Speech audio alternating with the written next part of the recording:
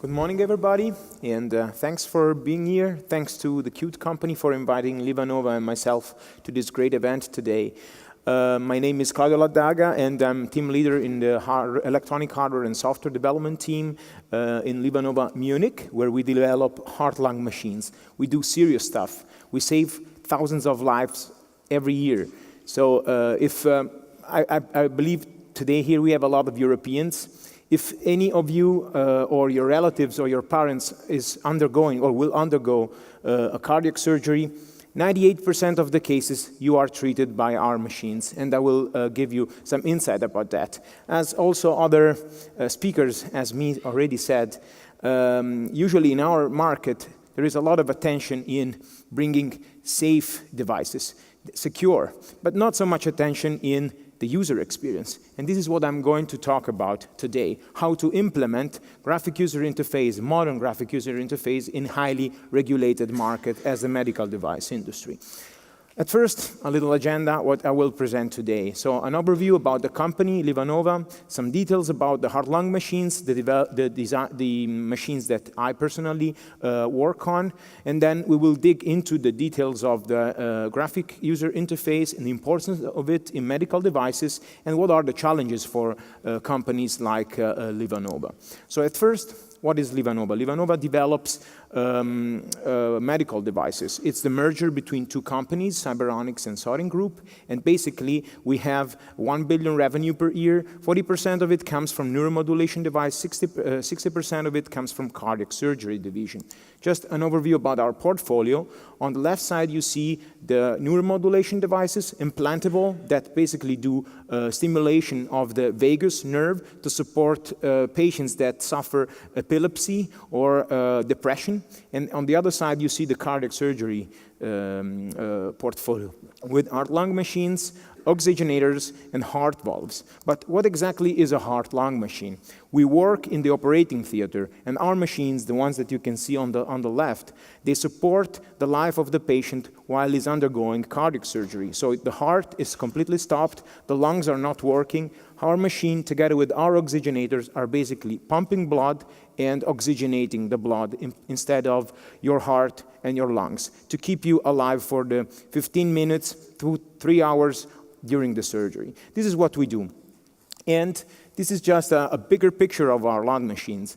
Very stable, very robust. So I can say we are like the de facto standard in the industry. As I was saying, 70% worldwide of the market, in Europe 98%. But as you can see from the picture, I can take some reference from the presentation of Jared today.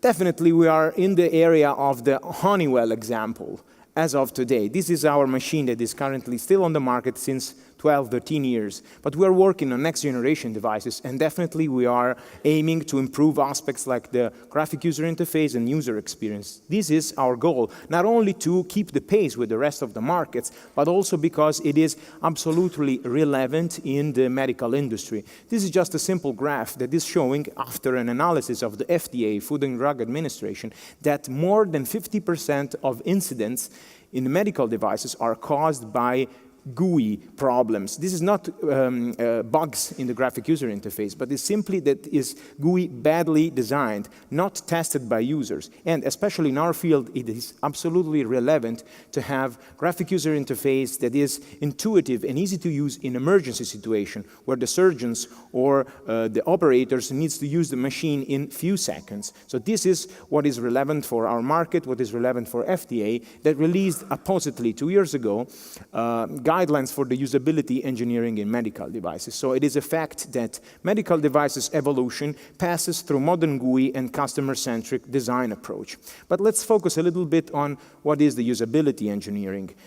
It's basically considering the user during the overall life cycle of the project. So from the specification of the usability context to the requirements, to the design, and to the testing. It is necessary to always keep the customer, the user, in mind, considering him in every step.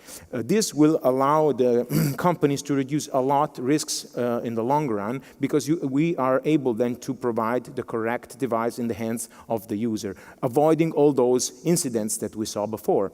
But how to implement the usability engineering? With which approach? One possibility is using the customer-centric approach. So using sprints, as they are really used in other industries, mainly in the consumer market, in the software development. It is definitely a bigger challenge in other markets like the medical device industry. But how do they work? Basically, with the customer-centric approach, we have shorter development iteration, quick and effective testing with user, involving them since the beginning of the design, collecting feedbacks and implementing corrections, and reiterating. This gives the possibility to OEMs like LivaNova to meet customer needs with the GUI, avoiding incidents as we were seeing before, and also reducing a lot project risks thanks to these short development iterations. So, all nice words, easy to say, but how to implement this in a market like the automotive industry or also the industrial automation, where usually the designs are developed using a waterfall scheme.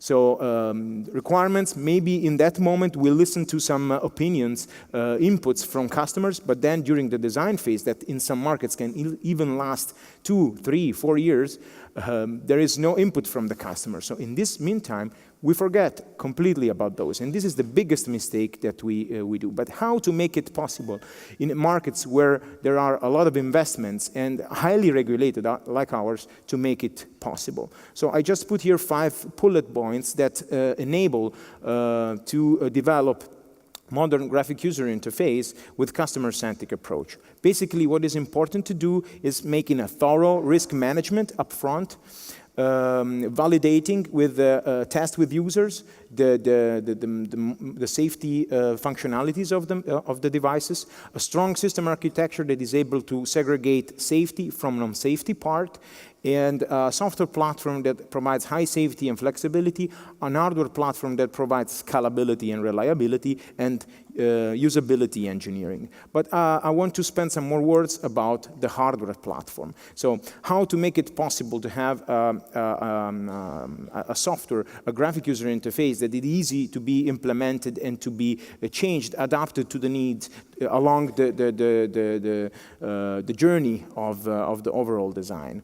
One possibility is definitely using computer-on modules. Why this? Because they allow companies like us to shorten a lot the time to market and concentrate ourselves on the core businesses, on our competencies, and on safety. One possibility is, for example, using computer-on modules like Toradex that allow high reliability of hardware parts, very good performances, long-term availability of hardware parts. That's definitely a fact and a need for markets like ours. We have our machines since 15 years, so you can imagine what happens when some electronic component changes in the market. So having a partner like this allows you to be much more flexible and concentrate only on the things that are our core business. From a software perspective, instead, it is absolutely important to create a very strong software architecture that segregates very well the high safety tasks from the HMI or non-safety tasks. With this, it is possible to use small footprint, highly reliable, and possibly medical certified for up to Class C off-the-shelf real-time operating system. I put here some examples that allow us to go directly in the application and develop the application that is already built up on a platform that is certified for a Class C medical devices norm. Concerning the HMI and non-safety tasks, that's definitely important to have a software platform, an operating system that allows us to put on it a graphic framework that gives us the tools to create dynamically a GUI that can be updated more quickly, but still provides very, very good usability. Some examples are also here. QNX, Integrity, VxWorks are all operating systems that also have a safety certified version, but if it is definitely a pro if thanks to a good software architecture, it's possible to use open source operating system like embedded Linux that definitely provides a lot of flexibility. And last but not least, the selection of the graphic framework. So for us, it is definitely important to have a graphic framework that allows us to quickly develop a graphic from the first prototype, the first sketches, to the end. And on this, I agree with what was said before. Our users are surprised by the quality of our prototypes because they can really quickly see. They think that we're almost done with the development, but we're still in the design phase, thanks to the quality of the graphic framework that we are using. It is important to choose something that is cross-platform, also provides a wide availability of developers, and what is definitely important for companies like ours is to have a good support from vendors in order to achieve the classification of the software, off-the-shelf software, for a certification entity like FDA. And definitely Qt allows all of this, and that's definitely one solution to go with, because this allows companies like us to shorten the time to market and allows medical device OEM to concentrate on core competencies and usability. To implement what I was saying before, so short development iterations, test continuously the graphic user interface with the users. This is just a quote that basically resumes what I was saying before. You only need to do a few things right in your life so long as you don't do too many things wrong. So it is simple to say, but at the end it's what really matters. Spend one more month in the definition of your architecture, of your hardware, software platform, your GUI framework. It is very important because this will allow you to be lean during your development phase, to test your product with users all along the journey of the development, and this will make a difference at the end in providing a successful product in the hands of your customers. With this, I concluded, and thank you all for your attention.